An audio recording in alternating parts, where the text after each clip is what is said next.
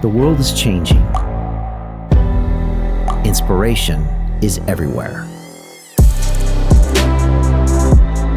It has never been so easy to connect, share, and bring people together. We're learning from others and finding the best in ourselves. Challenging our beliefs. Sharing our vulnerability. Overcoming our fears. Transforming ourselves so we can transform the world. How far can we go? This is London Real. I am Brian Rose. My guest today is...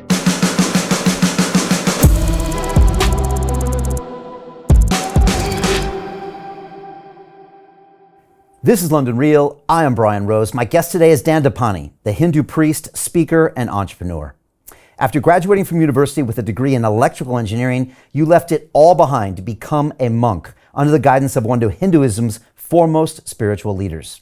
For 10 years, you lived a life of personal discipline and daily training at a monastery in Hawaii. Today, you work with some of the most successful entrepreneurs and athletes in the world, helping them understand and leverage their minds by empowering them with the teachings that have been used by Hindu monks for thousands of years. Your new book, The Power of Unwavering Focus, explores how worry and anxiety are making countless people across the planet sick and preventing them from achieving true freedom and happiness. You believe that by mastering the art of concentration, everybody is capable of living the life they've always dreamed of, free from mindless distractions and unnecessary stress. Dandapani, welcome back to London Real. Thank you so much, Brian. It's an honor to be back and looking forward to our conversation. Yeah, me too. You know, you were originally here back in 2016. Then you came back in 2019. You spoke at our massive summit event here in London.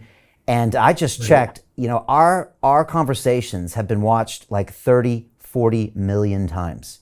Seriously. Are you serious? I'm serious. I did not know that. Yeah. Wow. It's like our episodes, and people took pieces of our episodes and then made more videos out of them. And I just took a look at them on YouTube. It's like 3 million, 5 million, 11 million, 20 million.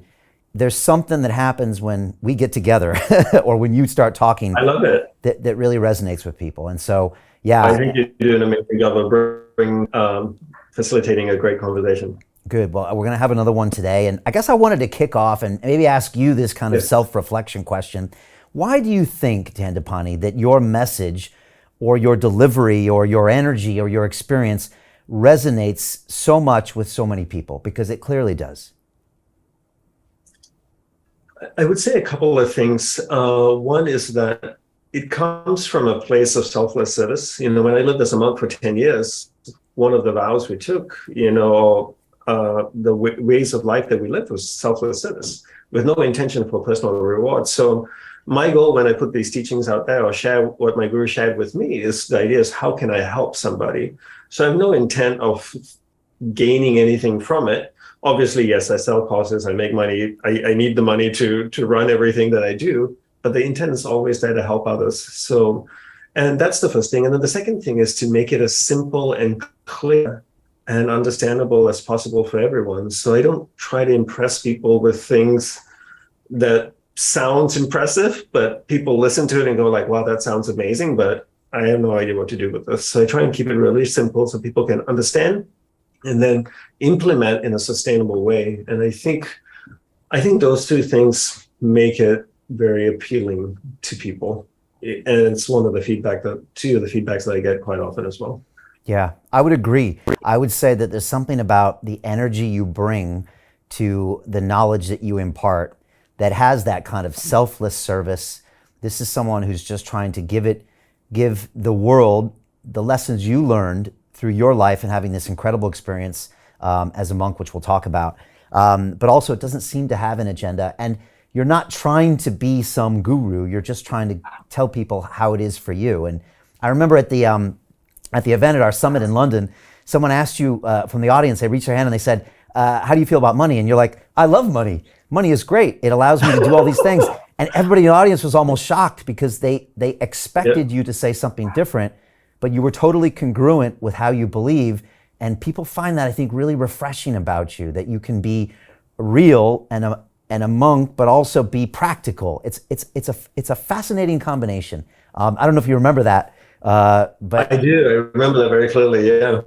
And I also shared, when he asked that question, one of my mentors had shared with me that profit is for the purpose of impact. And I think, the more money I make, the more financial resources I have to create impact in the world, whether in people's lives or in the lives of in environmental impact. So for me, and I think people's relationship with money is very skewed. And a lot of times with spirituality, people think that if you're spiritual, you shouldn't be pursuing money or material gains. There's nothing wrong with it. There's nothing wrong with money. I mean, it's how you use it, right? If I use it to buy drugs or traffic humans, then yeah, not so great. But if I use it to do good, then why not make as much money as you want?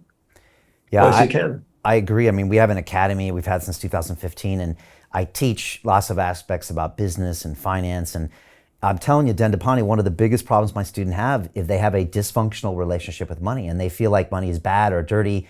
And so many of my students, because they would never allow themselves to create a profit, they found themselves constantly struggling to make an impact in their business, struggling with their family. And when I kind of gave them permission to make a profit, they're like, oh, wow, now I can take care of my family and I can help thousands of more people.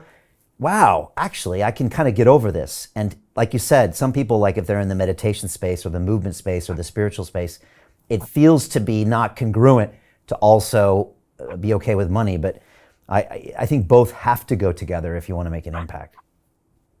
Yeah, and that's this old saying, money is the root of all evil. And it's just a ridiculous saying, I mean, everything good that's being done in the world today, whether it's environmental things or helping people or feeding people or orphanages, is run by money. And if you didn't have money, you couldn't run all of those organizations and all those impact work.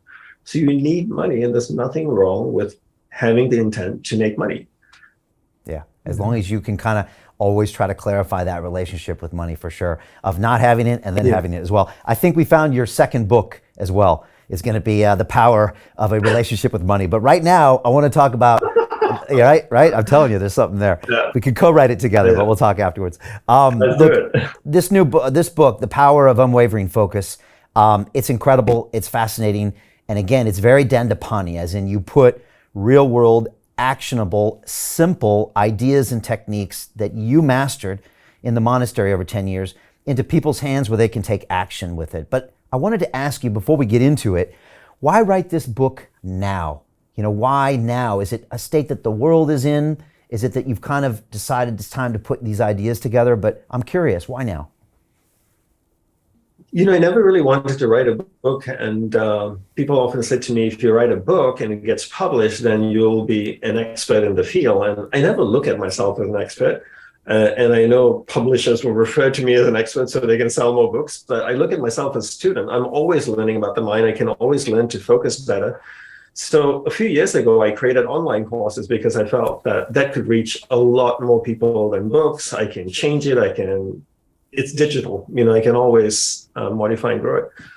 And, my wife and a few close friends, they really encouraged me to write a book. And hence I just put in a book. And, the whole process of writing the book took me about 3 or 4 years. And I think the whole exercise helped me clarify everything very clearly. I wrote it 3 times. I wrote it once, then rewrote the whole thing again, and then rewrote the whole thing again.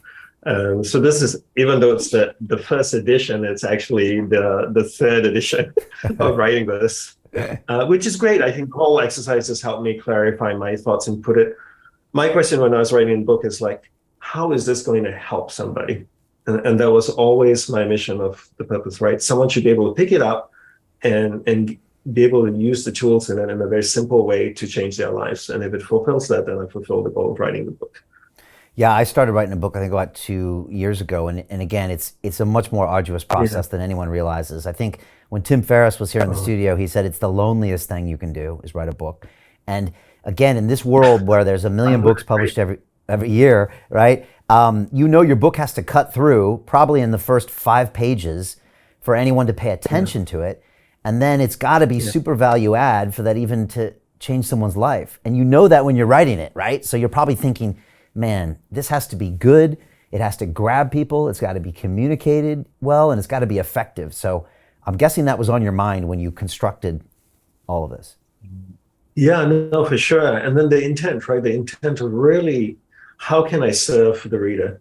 You know, how can the reader benefit from this? And that was just really the primary thing I held in my mind throughout the whole process. And that's why after writing the first time, I went like, it's not good enough. And I wrote it again, and then I wrote it a third time. And obviously it can be improved on, but you know, holding that intent of this has to serve the purpose. If not, I just write a Harry Potter or some, you know, fiction book that people can just read and enjoy. But the goal of this book is not for that. The goal is for people to change their lives with the tools within it. Yeah, good for you, man. I'm so glad you did. You know, I want to jump into some parts of this book and some of the ideas, but you know, I remember one of the big things I remember from our conversations over the years is you talking about concentration, Dandapani. I remember you talking about even when you were sweeping one of the huts in Hawaii, you know, your guru had said, concentrate on what you're doing, concentrate on the sweeping, concentrate on the task at hand. And I remember you were the first person to ever talk about that on my show, before or since, about concentrating on whatever you're doing, even if it might be a quote unquote mundane task. You were all about that concentration, and that seems to go throughout this book. And I was wondering if you could talk about that, because most people would say, why should I concentrate on brushing my teeth? Or why should I concentrate on running on the treadmill? This is just something I have to do in order to do the things in my life that matter. But you don't really look at it that way, do you? No, I don't. And at the end of the day, the first thing we need to do is really define what's the impetus for learning to focus. And for me, the greatest impetus for learning to focus is that we only have one life. Even though I'm a Hindu and I believe in reincarnation, I know in this life I'm Dandapani, who knows what I'm going to be in my next life. And if I have one life and I know that my life is finite, not short, meaning that there's a clear definitive end to it, then how do I want to live that life? My goal is at the end of my life to be able to look back in my life and go, that was an amazing life. And for me to be able to say that, I need to first define my purpose in life. I have to have my purpose define my priorities in life, meaning who and what's important. And then I need the ability to stay focused on those priorities. When I can be focused on those priorities, be present in those priorities, the byproduct of that is I live a rewarding life. Now that's my impetus for leading a focused life. I don't want to get to the end of my life, Brian, and look back and go like, oh, I should have done that. I wish I did this. I wish I did that, which is most people. I don't want that. I know I only have one shot. I don't get a second chance. So the ability to define my priorities and purpose and the ability to focus allows me then to know that I lived an amazing life. Now, the ritual of practicing focus throughout the day is one way to bring the practice of focus into your whole life, to make it a routine, a ritual, so that you become good at it, right? And I gave an example, I think, on your show previously of take Usain Bolt, the sprinter, right? I don't know much about him, but you know, fastest man on earth, still holds the record for 100 meters. I'm assuming his whole day when he was competing was a ritual. Like, you know, he drank water, he exercised, did weight training, running, sprinting, whatever it is, all for 9.56 or 9.58 seconds. His whole day supported that. So I look at it the same way. If I'm spending 2 hours with my daughter every day, what can I do the remaining 22 hours that helps me supports me being focused when I'm with her, so that I can get the most out of the experience with her? And hence, I bring the practice of ritual into brushing the teeth, sweeping the floor, stapling paper, whatever it is I need to do, I bring that practice into it. So when I'm actually with the people I love, doing the things I love, I'm completely present and getting the most out of it. Okay, and so by focusing and being concentrating on the stapling, the sweeping, the brushing of the teeth, it conditions you to be just constantly focused and concentrating on whatever you do. So then when you're with your daughter, you are like, your brain is almost trained to be 100% with her. Exactly. If I'm distracted all day long, Brian, and then I go for 20 hours a day or 22 hours a day, and then I spend 2 hours with my daughter, how can I expect to be focused? And if I can't be focused, I can't be present. If I can't be present, I can't enjoy being with her. I can't feel her emotions, her reactions, see how she's behaving, talking to me, listen to what she's saying, right? I want the most out of my time with the people I love and doing the things that I love. In order to do that, I need to be able to focus. Then I can say at the end of the day, wow, today was a full day. I spent time with my wife. I was completely present. Spent time with my daughter. I was on my property in Costa Rica working on stuff. I was completely present. I had a full day. If I get run over by a bus at 10 p.m. at night, I can go like, I'm good. Yeah, yeah. I lived a full, rewarding day. Right.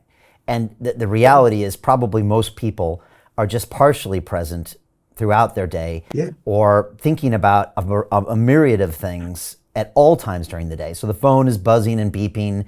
They're anxious or stressed about their money.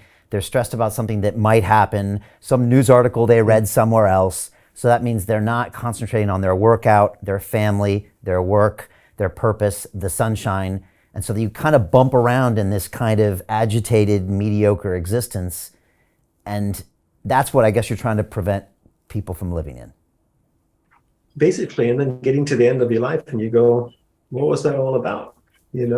And Brian, we talked in our first show about how the mind works, how there's awareness in the mind, that the mind doesn't move, but awareness is, you could imagine of it as a bright ball of light that travels within the mind. And wherever awareness goes, that area of the mind you become conscious of. So if I'm sitting and talking to you or having dinner with you, or a cup of coffee, a glass of wine, you're chatting with me. If my ball of light is somewhere else thinking about my project in Costa Rica or thinking about some email I need to get back to, I'm physically present with you.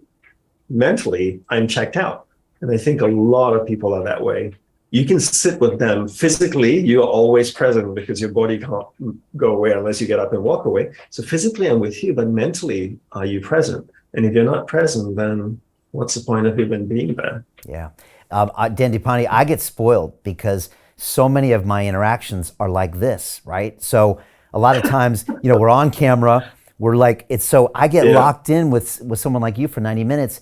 And I'll be honest, when I go sometimes meet friends out and, it's at a place that's noisy or they got their phones out, honestly, I usually have people come meet me here because that way we can sit and have a quiet, focused conversation. So I'm a bit spoiled. And in that sense, I can tell when someone's not present, and I would rather not be there with them. I'd rather be alone, actually, than be with someone who's not with me 100%. Does that sound strange to say? No, I take the same attitude. Look at it this way, right? I would say to you in your audience, if you had 3 hours to live and you knew you only had 3 hours left, and someone asked you for 10 minutes of your time, and you made that decision to give them 10 minutes of their 3 hours, and in that 10 minutes of speaking with them, they were constantly checking their phone or being distracted, would you want to be there? You wouldn't. When you shrink the time, you increase the clarity of focus. We all think we're going to live forever, so we're willing to waste time with sitting down with people who are constantly on their phone, constantly being distracted. I don't look at it that way. I wake up every morning and go, my clock is ticking. I don't say it's short, but I know there's a clock somewhere that says Dandapani underneath and it's counting down. I don't know how many hours on that, but I know it's counting down and it's going to hit 0 one day. So if I'm going to give you a few minutes of those precious minutes that I have, the very least I expect from you is your undivided attention. That's all I'm asking for. Be present. And if you can't, it's okay. I'm going to go do what I need to do. You go ahead and do what you need to do. But if I'm going to give you what precious few minutes I have in my life, I'm just going to ask for yours as well. For your undivided attention. That's not too much to ask. No, it's not. I have no time for anybody who's on their phone when I'm with them. And I know you have a whole set of thoughts on technology, and we're definitely going to get to that. Yeah. Maybe we start with purpose because, they don't teach us this in school. I don't think so, at least in the Western world, where they sit down and have us define our purpose, which is kind of a shame because it seems like one of the most important things in life. I think you say in the book that happiness is not a purpose, but whereas finding a purpose can bring you happiness. Can you talk a little bit about that concept? Yeah, so I grew up in Asia and they never taught you finding purpose in school. And, I grew up with parents that always said to me, Mom and Dad only want you to be happy. But happiness is a byproduct of the experiences you have. So if I sit down with one of my best friends and have a glass of wine with them or hang out with them, the byproduct of that is happiness. I spend time with my wife and my daughter. Byproduct of that's happening. To continue watching the rest of the episode for free, visit our website londonreal.tv or click the link in the description below.